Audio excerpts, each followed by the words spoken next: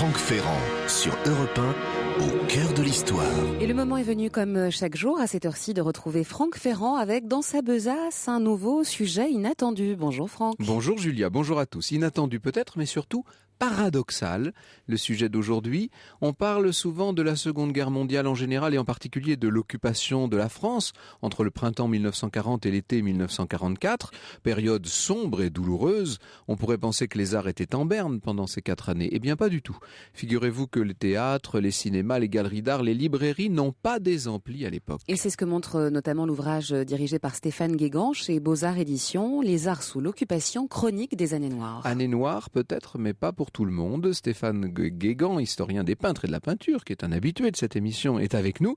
De même que Jean-Pierre Rioux, dont nos auditeurs connaissent la passion pour le cinéma notamment. En leur compagnie, c'est un clair-obscur plein d'impressions aigres-douces que je vous propose d'explorer cet après-midi.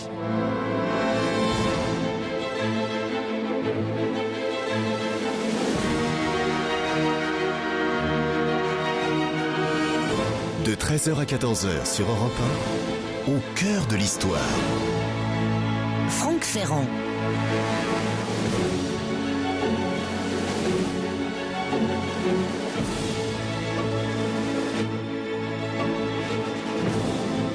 De Jeanne d'Arc à Philippe Pétain, tel est l'étrange titre d'une œuvre non moins étrange proposée fin 1941 par notre Sacha Guitry national.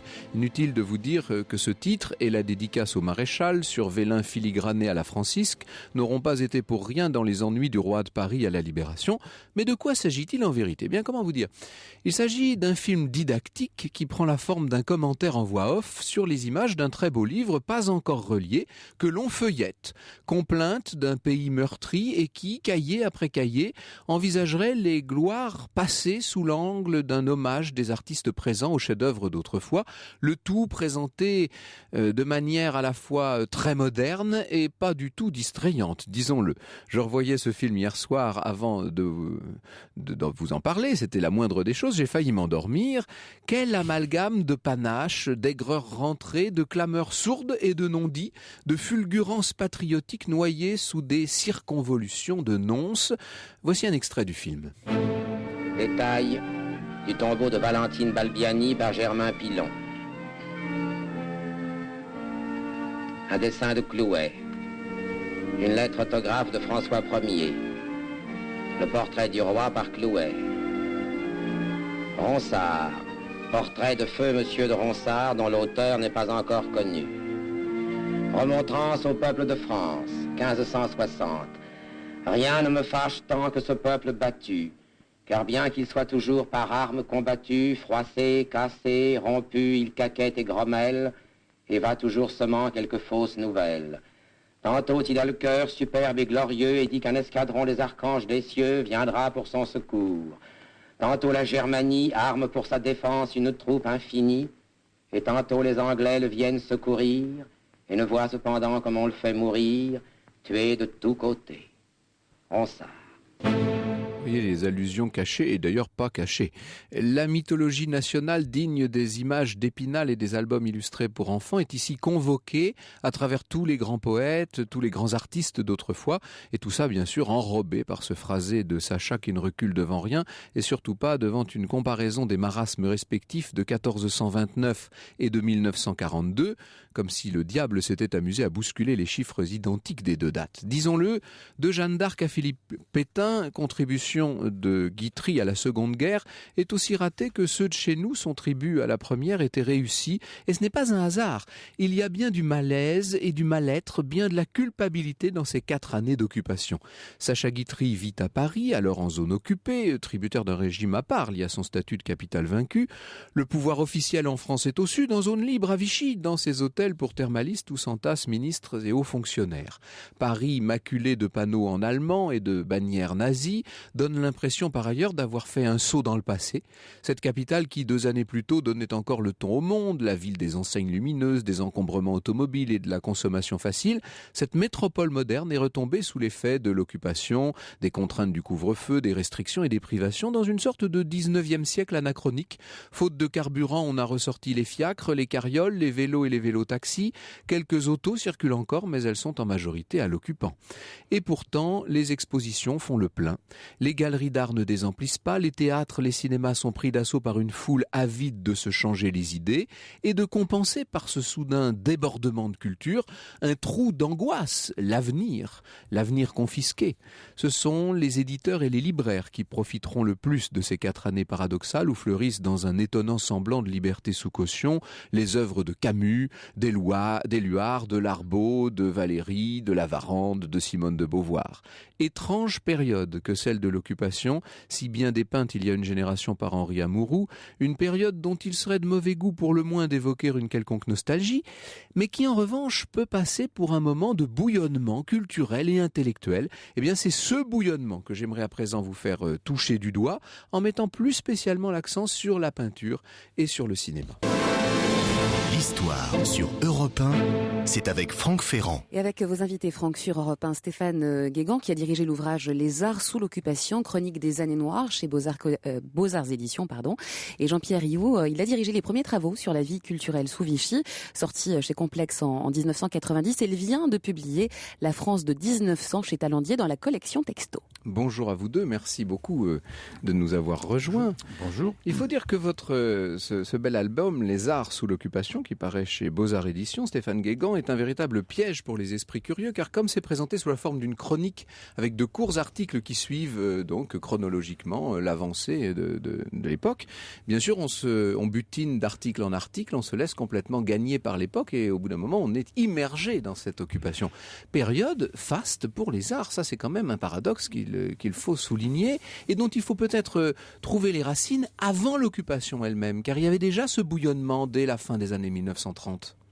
Certainement. Et si Paris a finalement bénéficié d'une liberté aussi grande sous l'occupation, c'est qu'elle occupait dans l'Europe de la culture une place unique. Ah oui, unique. Ça, oui. Les Allemands le savaient. Hitler, dès avant la défaite, dès avant la guerre, rêve de détruire Paris. Et puis finalement, il va livrer Paris à son armée.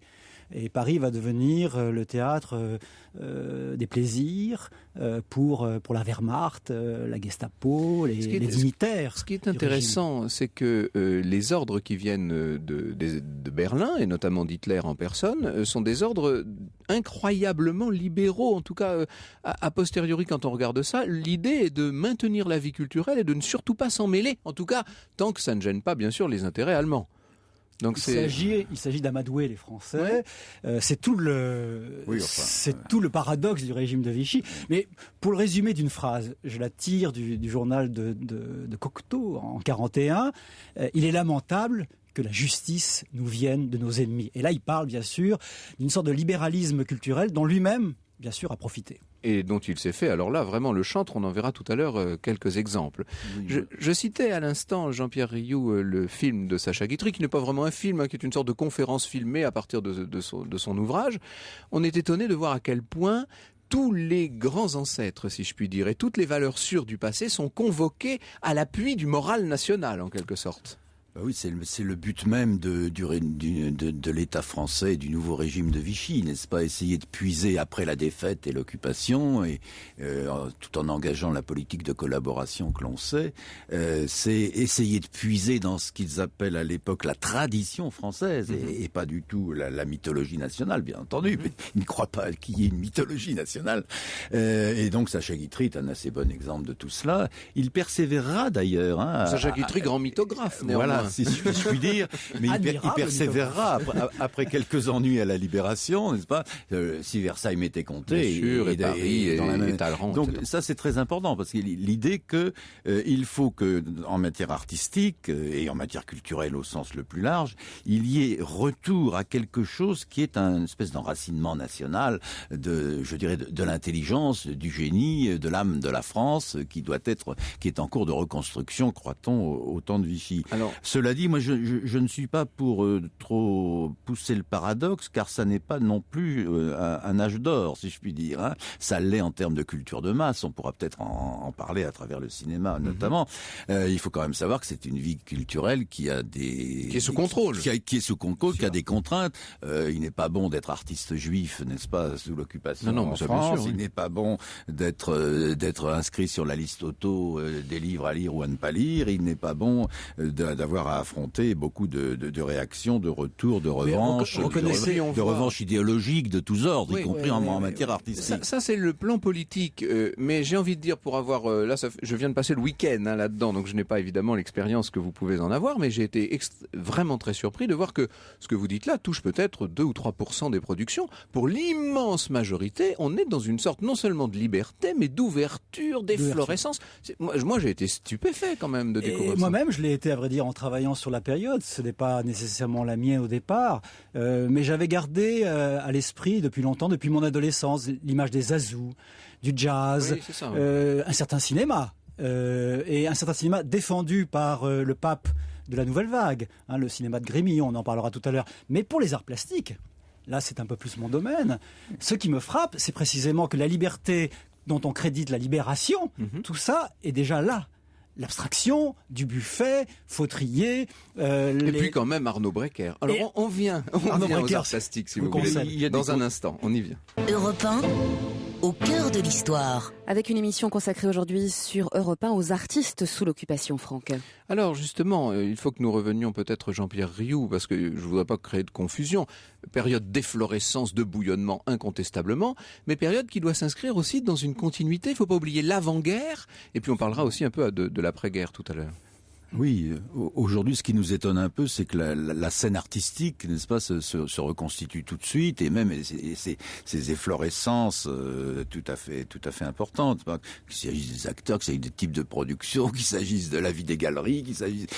Alors sur le marché de l'art, ça serait plus compliqué, parce qu'il y a quelques courts-circuits verts de gris un peu compliqués. Il y a le maréchal Göring qui même si on est dans des tendances lourdes qui vont faire de New York le vrai marché de l'art après Paris, après la libération. Bon, mais cette scène artistique est pleine aussi, je dirais, de ce qu'est le projet de reconstitution d'une tradition française dynamique, n'est-ce pas, par Vichy, puisque après tout, il y a eu un projet corporatif de Vichy, n'est-ce pas? Il voulait faire un ordre, comme pour les médecins ou n'est-ce pas, des arts graphiques et plastiques, n'est-ce pas? Excusez du peu. Il y a eu des échecs sur l'art maréchal quand même. On n'a pas pu magnifier autant qu'on le supposait le maréchal lui-même. Mais moi, ce qui me fascine, c'est que c'est à la fois, je dirais, dans la continuité des batailles des années 30, revisitées ou non par les régimes autoritaires, le nazisme, etc., contre l'espèce de dégradation, n'est-ce pas, contre le dadaïsme subversif, tout ce que l'on veut. C'est au fond dans la continuité d'un retour à l'ordre, tout à fait en matière artistique, qui est très lancé dans les années 30 et qui continue. Est-ce que c'est... La difficulté, pour bien c'est que cette scène artistique est un peu noyée, si je puis dire, dans un autre phénomène immense, n'est-ce pas, qui s'appelle le déferlement de la vague nouvelle qui s'appelle la culture de masse. Et là, on en parlera plus pour le cinéma, bien sûr. Qui est une couche supplémentaire très épaisse, très dynamique, qui n'en noie pas cette scène artistique, la laisse, mais en même temps, ça participe d'eux. Et là, il y a vraiment des nouveautés tout à fait passionnantes à observer, puisqu'on aura à la fois des jeunes peintres de tradition française et de l'autre des peintres Front National, quand même. Voilà. Alors une activité florissante dans les galeries, mais dans les ateliers aussi, et un art qui continue de progresser sur le plan de l'esthétique. À vrai dire, on pourrait imaginer que les Allemands aient appliqué à la vie culturelle française le credo de l'art dégénéré, enfin le credo des nazis. Et tous les Allemands ne sont pas nazis, vous le savez. Pas du tout. En dehors de l'exposition Brecker, au fond, la présence... C'est un peu la caricature quand même, là, il faut le dire. On est en 42 avec ces espèces de... quelques expos de peintres soldats. Voilà, allemands, mais très peu de choses au regard de ce qu'on peut voir dans les galeries. Le sculpteur de ces fameux athlètes. Voilà, une sorte de néoclassicisme repensé, extravagant, une sorte de masculinité comme ça... exacerbée, qui a fait à la fois... qui a fait beaucoup rire précisément Sacha Guitry. Il a laissé un mot très... Sacha Guitry dit que si les statues étaient en érection, on n'aurait pas pu circuler. Voilà, à l'Orangerie, au musée de l'Orangerie, musée qui existe toujours d'ailleurs. Non, ce qui est frappant, c'est la liberté tout de même des avant-gardes. Alors voilà. Et le renouvellement des avant-gardes. Il s'agit précisément, passez-moi l'expression, de dézinguer les grands maîtres. Picasso, Matisse, Bonnard, Braque. Ils ne sont plus là quasiment pour des raisons diverses. Les jeunes artistes s'emparent de cet espace laissé vacant et avec la bénédiction, si j'ose dire, du moins l'autorisation des forces d'occupation, parce que tant que vous ne critiquez pas le régime de Vichy ou finalement l'occupant, vous êtes libre de montrer votre peinture, qu'elle soit abstraite, néo-surréalisante, vous voyez ce que je veux dire. Donc il y a là une liberté. Et à partir du moment où le message n'est pas explicite, grosso modo, ça passe en quelque sorte, ce qui explique aussi l'efflorescence de la musique. On n'aura pas le temps d'en parler aujourd'hui, mais enfin il faut le dire, il y a eu une incroyable toutes activité. Les formes de musique, vous avez raison. Toutes les formes de musique. On oublie la création des clubs de jazz. Django Reinhardt a signé le grand tube de l'occupation, le fameux Nuage. Le grand interprète de l'époque, celui qui est considéré par le régime de Vichy comme la référence, c'est le grand pianiste Alfred Cortot. Le voici dans un extrait du concerto pour la main gauche de Ravel.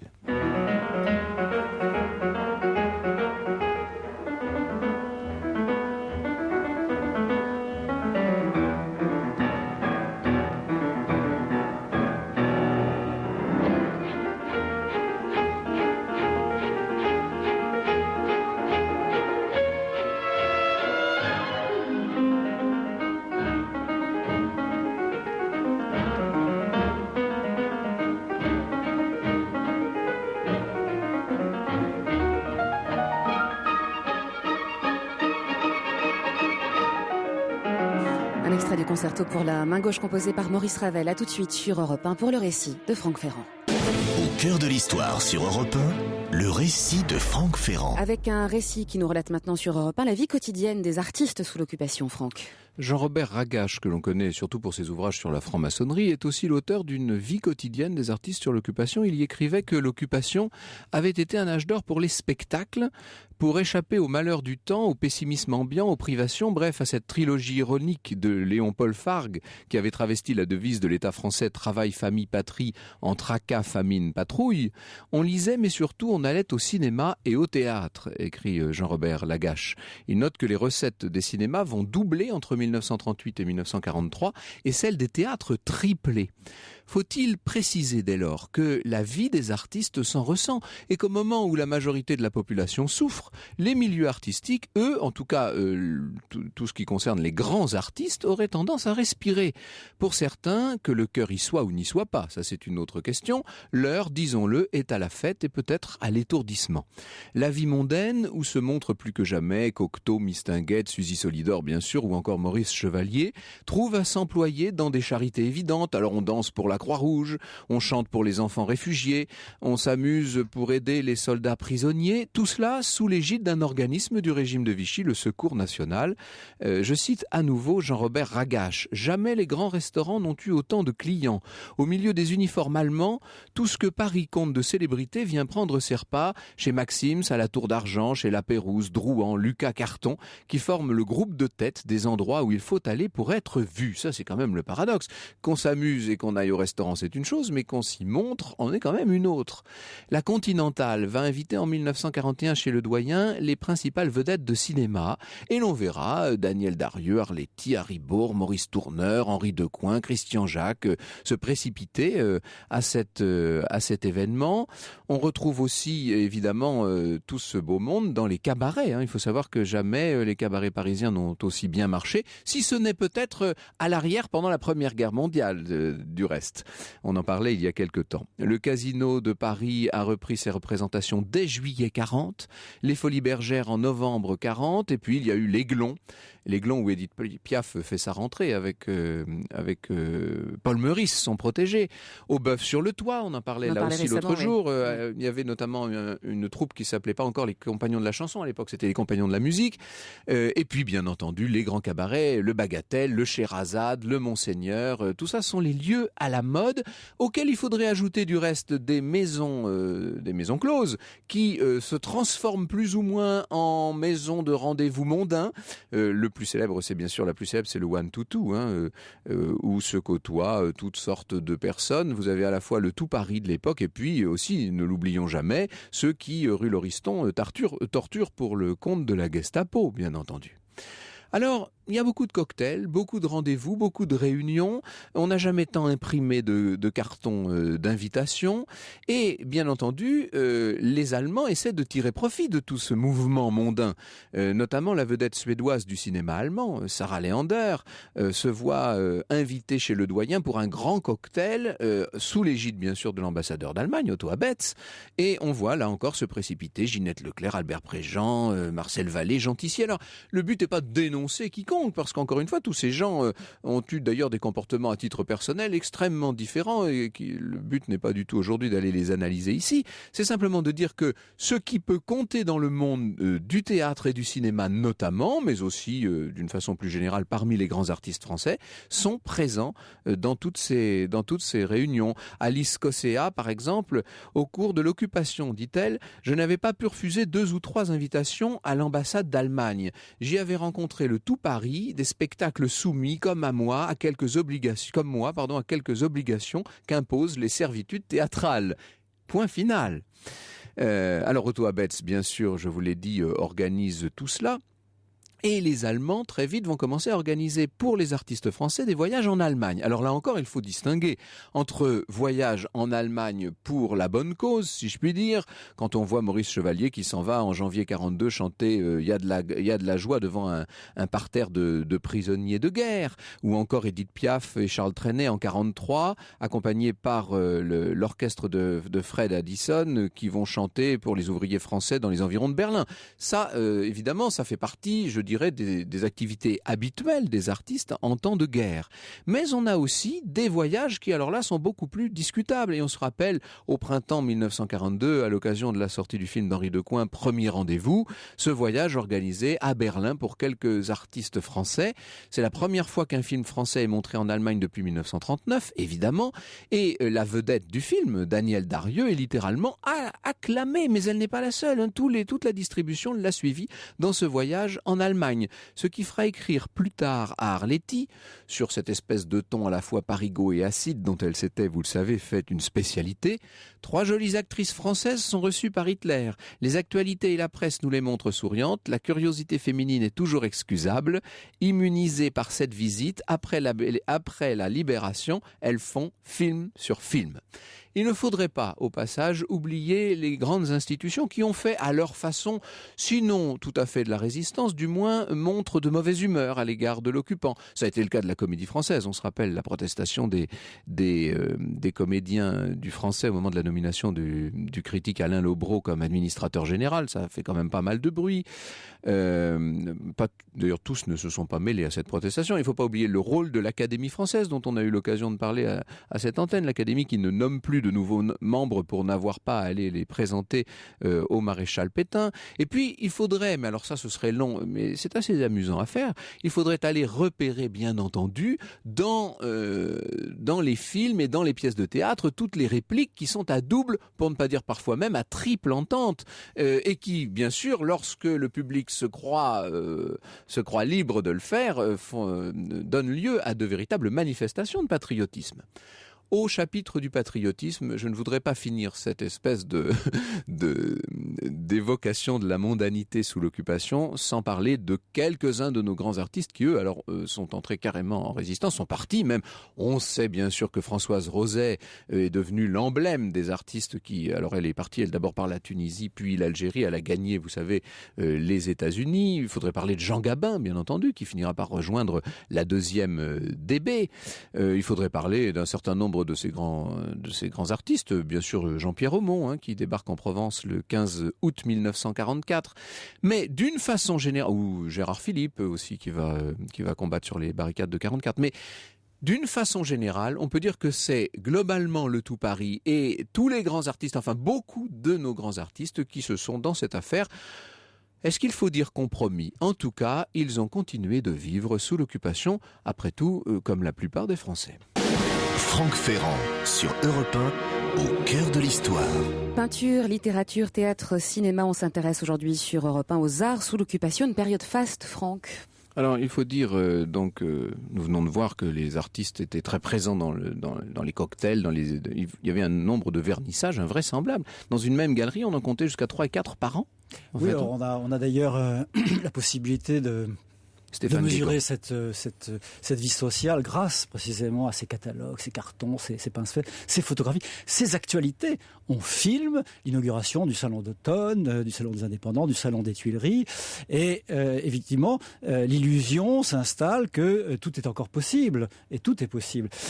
Je crois que personne n'était dupe, ni les artistes, ni les Allemands, qui orchestraient au fond cette illusion, mais que les artistes ont tiré profit. Ils en ont tiré profit parce que on assiste à un renouvellement esthétique fracassant, mais aussi pour la raison que vous avez dite, le double langage. Il est évident que les Français ont lu, vu, regardé la peinture avec un œil aiguisé. Ils ont senti qu'un certain message patriotique, un message de résistance pouvait être véhiculé par l'art, finalement officiel. Ce qu'il faut peut-être rappeler aussi, tout simplement, c'est que tous ces lieux culturels étaient évidemment des lieux qui étaient bien éclairés, bien chauffés, où l'on pouvait aussi se rencontrer. Ça faisait des lieux de rencontre et de discussion plus ou moins discrètes. Donc, on a tendance à se précipiter. Alors, dans les théâtres notamment, on se rappelle, comme vous le disiez, Jean-Pierre Rioux, il y a un instant, on se rappelle le film de François Truffaut, Le Dernier Métro, où l'on voit justement cette vie théâtrale intense, dont l'un des grands moments a été la présentation du Soulier de satin de Claudel aux Français. Ça a fait un bruit considérable, évidemment. C'était le grand événement. Ça durait 6 ou 7 heures. Donc voilà. C'était le grand événement. Oui, heureusement qu'on n'a pas la paix. Comme disait Guitry.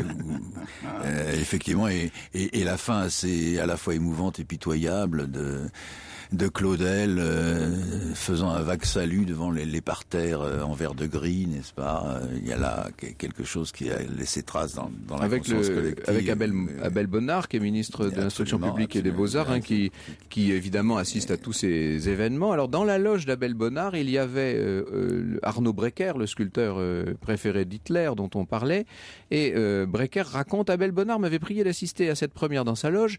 Il ne nourrissait pas une grande passion pour l'auteur, donc pour Claudel et son œuvre, mais ministre de la Culture, il se fit un devoir d'y assister, simple politesse. Nous étions seuls tous deux. Vous savez ce que j'en pense, alors ne vous étonnez pas si je m'endors promptement, faites-moi l'amitié de ne surtout pas me déranger dans mon sommeil. Ce n'était pas une plaisanterie, le rideau se leva, je n'eus pas besoin d'attendre longtemps, je perçus bientôt la respiration profonde du dormeur insouciant et paisible, écrit Arnaud Breker. Alors ça, c'était le théâtre, mais évidemment, ce qui a littéralement explosé pendant cette période de l'occupation, c'est le cinéma, avec quelques-uns des plus célèbres films du cinéma français, Jean-Pierre Rioux. Absolument. Là, je suis assez heureux qu'on en parle, parce que là, on sort vraiment du tout Paris, de la vie parisienne. Oui. On touche à la culture de masse, sur laquelle on focalise à juste titre, parce qu'elle est à la fois pittoresque et pitoyable, si je puis dire. Oui, alors là, le cinéma est l'exemple type, avec la chanson, avec le sport, avec quantité d'autres activités culturelles ou artistiques, on les baptise comme l'on veut, parce que là, vous le disiez tout à l'heure, les chiffres sont plus que parlants. Enfin, on tourne 220 films en 4 ans d'occupation dans ce pays. Les recettes se multiplient par 3, n'est-ce pas, par rapport à 1938. Il y a 250 millions de spectateurs en 1938. Il y en a 310 millions en 1942. Voilà. Donc là, le cinéma est en train avec la radio d'ailleurs, est en train de devenir le grand vecteur d'une culture de masse. Alors de consommation d'abord, et qui n'est pas tout à fait, évidemment, et qui n'est que l'antichambre à d'autres formes culturelles dont on a bien vu avec la vie artistique qu'elle pouvait être très importante, à la fois l'évasion contre les malheurs du temps, bien sûr, y compris pour se chauffer le soir, ou le libraire accueillant auquel on demande sous le manteau vendez-moi autant on emporte le vent si vous en avez encore un exemplaire, et puis comme ça je pourrais passer ma soirée tranquille. Et puis il y a évidemment toute une vie culturelle d'engagement national ou résistant. Alors le cinéma est effectivement un temps de chef-d'œuvre, reconnu a posteriori, parce qu'il y a beaucoup de frustration, n'est-ce pas? D'abord, c'est un public, ce sont des publics privés de cinéma américain. Ah oui.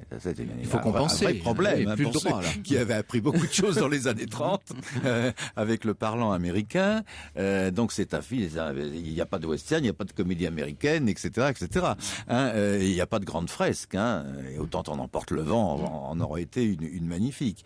Mais c'est à la fois une période où où les Allemands essaient d'imposer un peu de cinéma nazi, et il faut pas négliger que ça a été important. Le Juif sus a été vu et très largement, mais c'est toujours dans cette espèce d'idée, on va mettre l'activité artistique au service du redressement du pays. Au fond, c'est ça, hein. Alors, que ce soit du côté résistance ou du côté Vichy, et là, ça crée des chefs-d'œuvre toujours dans cette. Alors, ça s'appelle le Corbeau de Clouseau, ça s'appelle la fille du Pusatier, ça s'appelle et ça s'appelle Les Visiteurs du Soir. Voilà. D'un côté, vous avez des films assez populaires. Vous parlez de Pagnol, La fille du Pusatier, etc. On va y venir. Et puis d'un autre côté, il y a des films qui peuvent vraiment être vus à double ou triple entente. C'est ce que nous allons voir dans un instant. Bien sûr, Clouseau est un des noms qui viennent à l'esprit. Et avec vos invités Franck aujourd'hui sur Europe 1, Stéphane Guégan et Jean-Pierre Rioux, nous nous intéressons aux artistes sous l'occupation. Et comme le disait très justement Stéphane Guégan il y a un instant, il faut dans cette affaire s'intéresser non pas seulement à la quantité et d'ailleurs à la qualité des films produits, mais à leur esthétisme particulier, des Enfants du Paradis aux Visiteurs du Soir, en passant par évidemment un certain nombre de fresques assez oniriques. Je pense au Cocteau de l'Éternel Retour. On a une esthétique très particulière qui est en train de se mettre en place. J'ai toujours pensé que la pénurie, la discipline, ça stimulait. Ça stimule la création, ça stimule l'imagination. Et le cinéma français en donne la preuve. Il est évident qu'un certain cinéma français, une certaine qualité française que Truffaut et Godard allaient ensuite exalter, est né sous l'occupation, dans le dépouillement. C'est Becker, c'est Grémillon. Avec les moyens du bord. Avec les moyens du bord, on fait du neuf. C'est ça. Et ça, c'est formidable. Je pense que l'archétype de ça, ce sera, alors après la Libération, pour ce qui est du tournage, mais enfin dans la foulée immédiate de la guerre, La Belle et la Bête de Cocteau, qui est vraiment Cocteau avec des bouts de ficelle, il arrive à... clé du cinéma de l'occupation, comme Prévert. Prévert signe là de multiples films, des dialogues de multiples. Il fait parler Tino Rossi, très net. Première fois. Et pas uniquement Arletty. Alors les grands personnages, les grands comédiens, ce sont bien sûr Jules Berry, on parlait des Visiteurs du Soir, c'est Rému, bien entendu, que l'on voit alors à la fois chez Pagnol, certes, mais aussi dans un film assez ambigu comme Les Inconnus dans la maison. Absolument. Jean-Pierre Rioux. Donc cette espèce d'ambivalence constante dans ces productions artistiques. Moi, je suis pas très sûr qu'il n'y ait pas de continuité très forte, y compris esthétiquement, avec le temps du Front populaire, les années 30, n'est-ce pas ? On ne change pas vraiment de mode, mais c'est un cinéma qui a, je dirais vulgairement, beaucoup de peps parce que, on le disait tout à l'heure, il est débarrassé d'Hollywood, on l'a dit. Il y a une nouvelle génération, ne serait-ce que parce que beaucoup d'acteurs sont ailleurs, pour des raisons diverses. Et il y en a pas mal aux États-Unis, etc. Et parce que ils sont en phase avec, je dirais, cette espèce d'éclatement et finalement de vitalité culturelle de la France, parce que là, nous sortons de la vie parisienne. Ça s'appelle le cinéma de chef-lieu de canton aussi, ça s'appelle la salle familiale, ça s'appelle le fait qu'on tourne plus de films à La Ciotat qu'à Billancourt, n'est-ce pas, pour des raisons zone occupée ou pas non occupée, et qu'il y a aussi une production qui s'étale ailleurs. Faire du cinéma à Strasbourg, à Alger, à Lyon ou à Paris, c'est pas du tout la même chose, n'est-ce pas, dans l'état d'éclatement géographique et physique et moral du pays. Je parlais des moyens du bord tout à l'heure. On raconte que sur le tournage des Visiteurs du Soir, le décor était en partie constitué, évidemment, vous savez qu'il y a ces deux grandes scènes de festin, bien entendu, donc il y avait des fruits, des gâteaux, etc. pour le décor, et que le soir de la première journée de tournage, les figurants avaient littéralement bouffé tout ce qu'il y avait sur le décor, donc on a été obligé d'empoisonner littéralement les fruits et les produits, les denrées comestibles pour éviter que les gens ne se jettent dessus, parce que on jouait la profusion. Et en fait, on était dans la pénurie, bien sûr. Mais Franck, reconnaissez tout de même que ce qu'on retient aujourd'hui des Visiteurs du Soir, c'est le fameux cœur qui bat. Et ce cœur qui bat, quel symbole. Bien sûr, quel symbole, quel message. Et quel symbole aussi que cette lampe... qui bat dans la pierre. Et qui bat dans la pierre. On veut nous statifier, nous geler, nous empêcher de respirer. Eh bien, le cœur bat quand même. C'est ça aussi, dans le fond du cinéma. Et c'est pas un hasard s'il y a tant de films qui parlent de la Terre. Alors là, on est en plein dans l'idéologie de Vichy, retour à la Terre qui, elle, ne ment pas, etc. Mais enfin, je veux dire, il y a à la fois... Il y a Goupy-Main-Rouge, il y a et aussi la petite ville moite dans laquelle le corbeau. Alors justement, dans le corbeau, il y a cette scène extraordinaire de la lampe que l'on balance et d'un seul coup l'ombre, la lumière bouge et ce que dit Pierre Freinet à ce moment-là, finalement, où est l'ombre et où est la lumière. À chaque fois, on parle directement à la situation que vit le spectateur. Quelle allégorie. Quelle allégorie. Et en même temps, il y a toujours des projections vers des périodes plus romantiques, plus 19e siècle, où là aussi tous les possibles étaient ouverts. Ça s'appelle les enfants du paradis, n'est-ce pas? On remet en spectacle une espèce de dynamisme français. On n'y arrive pas toujours, mais en tout cas, ça fait quelques chefs-d'œuvre. C'est déjà Alors, bien. Un certain nombre, vous l'avez dit, il y a une quantité, il y a 62 productions, c'est ça? 220 films. 220 films et 62 autres. producteurs. On Voilà. n'a jamais connu une chose pareille dans le cinéma français. Beaucoup de petits jeunes se sont précipités, Et puisque voilà. les anciens, pour des raisons X, Y et Z, n'étaient plus là. Et un certain nombre Mais avec souvent un peu de cynisme et de haute toile que je m'y mette. Il y a un bien certain sûr, nombre de très grands cinéastes, je pense à Jacques Feder, puisqu'on parlait de Françoise Roset, son mari Jacques Feder s'en va, et donc à partir du moment où ils ne sont plus là, on comble le vide. C'est un peu le même phénomène que dans le monde des arts plastiques, finalement. Oui, bien sûr. D'ailleurs, j'ai en mémoire une interview, un journaliste vient voir Matisse, il est à Nice, lui dire, mais est-ce que vous êtes au courant que des choses se passent à Paris, que au fond votre art est un peu périmé? Et il n'en avait pas, au fond, vraiment conscience. Et c'est l'histoire lui est passée dessus. Alors, puisque vous parlez de Matisse, j'ai justement sous les yeux, on est en mars 1943, dans cette chronologie, dans cette chronique des années noires, les arts sous l'occupation, c'est publié chez Beaux-Arts Éditions. J'ai justement Jazz, la réponse de Matisse au jeune peintre. Et ô combien significatif, le jazz, parce que la jazz est là. Comme le cinéma, on essaie d'oublier ses origines américaines, mais il est présent. Afro-américaine, la musique nègre, mais elle est jouée à Paris, elle est joué dans toute la France. Le fils de Delaunay, l'un des inventeurs de l'abstraction française. Le fils du peintre Delaunay, donc. Le fils du peintre, Robert Delaunay, dont la mère était juive. Et qui, pendant 4 ans, a ouvert des clubs de jazz à travers la France. Absolument. Clubs de jazz qui ont fait le tissu de la musique, de la jeune musique, dans l'après-guerre. On se dit toujours que les jazz, les caves, Boris Vian, c'est l'après-guerre. Tout ça a démarré pendant l'occupation. Alors justement, cette après-guerre, Jean-Pierre Rioux, est-ce qu'elle a marqué une rupture aussi nette? On a vu une certaine continuité entre l'avant-guerre et l'occupation, et finalement, il y a aussi une rupture entre la guerre et l'après-guerre.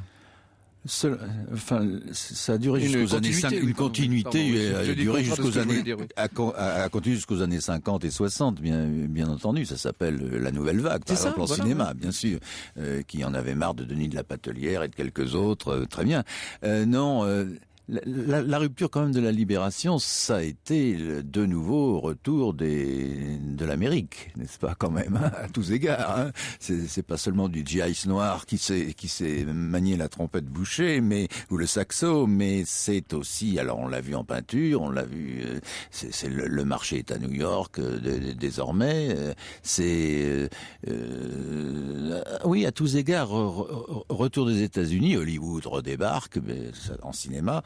Mais ce qui frappe le plus les historiens aujourd'hui, c'est effectivement cette continuité années 30, années 50, n'est-ce pas, où dans les conditions terribles quand même de ces 4 années d'occupation, il y a eu cette espèce de sursaut vers un retour, une analyse de la tradition française, et pourquoi pas à travers cela possibilité de beaucoup de nouveautés. On parlait du jazz, c'est quand même un phénomène tout à fait formidable, parce que le jazz n'a pris sa force en France, pas du tout à Saint-Germain-des-Prés, n'est-ce pas, mais a pris sa force aussi avec 40 frappadingues quelque part à Bordeaux, au Mans ou à Antibes qui faisaient les premiers clubs du Jazz Club de France. Merci Jean-Pierre Rioux. On peut évidemment relire un certain nombre de vos grands ouvrages chez Texto, chez Talandier, et puis relire chez Complexe La vie culturelle sous Vichy, qui est directement lié à notre sujet. Les Français, la guerre, l'occupation, la libération, 1939-49. C'est un ouvrage d'Éric Allary et Bénédicte Vergès-Chénion, c'est chez Geste Édition, et ça vient de sortir. Et puis donc, cette chronique des années noires sous la direction de Stéphane Guégan, peinture, littérature, cinéma, théâtre, les arts sous l'occupation, c'est aux éditions Beaux-Arts. Merci beaucoup Stéphane Guégan d'avoir été avec nous et d'avoir fait revivre cette étrange période. Bonjour Elena Morna. Bonjour Franck, bonjour à tous. Alors Franck, je suis passée sous vos balcons il n'y a pas si longtemps et je me suis dit non, là ça va pas du tout, ces plantations, ces géraniums, là il faut faire une émission spéciale pour Franck. Faire quelque chose, ouais. Voilà. Et pour tous les auditeurs qui nous écoutent régulièrement chez les experts et qui auraient besoin de quelques conseils en matière de jardinage. Ça fait du bien le jardinage, ça vide la tête. Il y a des choses à faire en hiver, contrairement à ce qu'on croit. On en parle avec les experts et puis comme à chaque fois, bien sûr, nous attendons vos questions, Franck Ferrand, au 39 21, 34 centimes d'euros la minute. Alors, sur dans Europe 1.fr. Paris, du voile d'hivernage ou pas de voile d'hivernage? Ah oui, c'est vrai, c'est la question du moment. Voilà. Bon. À demain, Julia. On reste à l'écoute d'Europe 1. À demain, Franck. À demain, Franck. À demain, Franck. À demain, Franck. À demain, Franck. À demain, Franck. À demain, Franck. À demain, Franck. À demain, Franck.